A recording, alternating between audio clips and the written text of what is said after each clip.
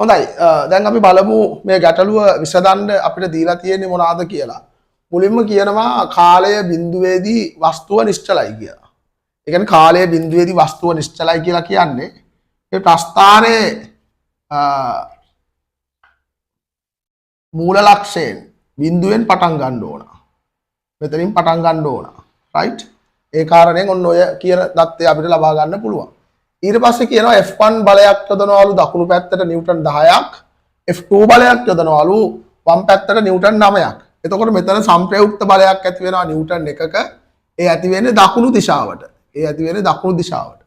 එතකොට මෙතන සංප්‍රයුක්ත බලයක් ඇති වෙන නිසා මෙන්න මේ වස්තුව ත්වරණයකින් ඒකාකාර ත්වරණයකින් චලනය වෙන්න ගන්නවා.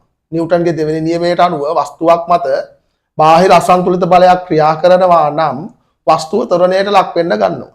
එහෙනම් මෙතන ඒකාකාර ත්වරණයක් තියෙනවා. ඒකාකාර ත්වරණයකින් යනවා.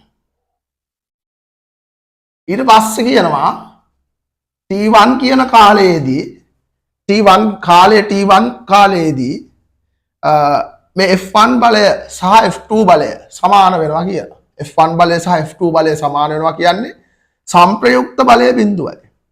සංප්‍රයුක්ත බලයේ බිඳුවයි. නමුත් මේ චලනය වෙමින් පවතින වස්තුවක සංප්‍රයුක්ත බලයේ බිඳුව වුණාට වස්තුව නිශ්චල වෙන්නේ නැහැ. ඒකාකාර ප්‍රවේගයෙන් සරල රේඛීය මාර්ගයක චලනය වෙනවා නිව්ටන්ගේ පළවෙනි නියමයට අනුව. එහෙනම් මේ වස්තුව මෙන්න මේ විදිහට ඒකාකාර ප්‍රවේගයකින් චලනය වෙනවා. එතකොට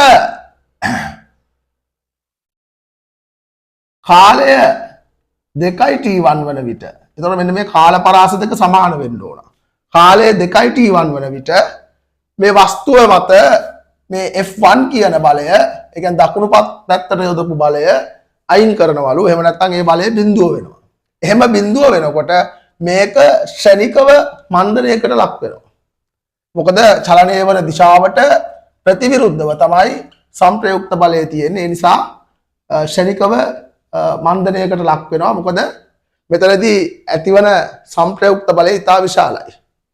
නිව්ටන් 1ක බලයකින් තමයි මේ චලනය වෙවි තිබුණේ මෙතනදී. මෙතන නිව්ටන් 1යි.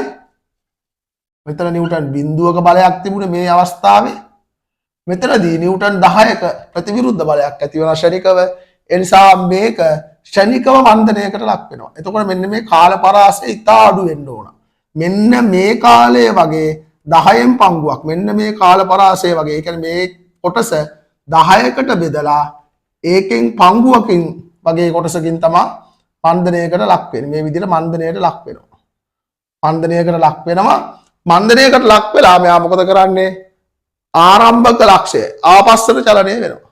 ක්ෂණිකව ආපහු හැරිලා ආපස්සට චලනය වෙන නිසා ආපස්සට චලනය වෙනකොට මෙතනදී මෙන්න මේ විදිහේ ත්වරණයක් තියෙනවා.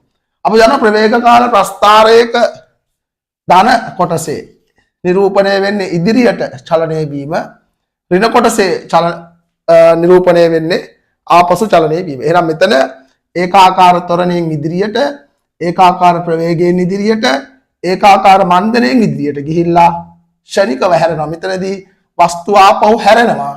හැරිලා ත්වරණයකින් චලනය වෙනවා. ඕක තමයි මේ ප්‍රශ්නයේදී අපිට ඉගෙන ගන්න තියෙන කාරණා. ඉතින් එතකොට මේ කරුණු O level වලට අදාළ කරුණු. ඒ නිසා අපිට මේ ගැටලුව O level මට්ටමින් විසඳන්න පුළුවන් ගැටලුවක්. ඉතින් සයන්ස් මැත්ස් කරන්න බලාපොරොත්තු වෙන දරුවෝ මේ වගේ ගැටලු කරලා පුරුදු වෙලා තියෙන්න ඕන. එහෙම වුණොත් තමයි ඔයාට ගොඩ යන්න පුළුවන්.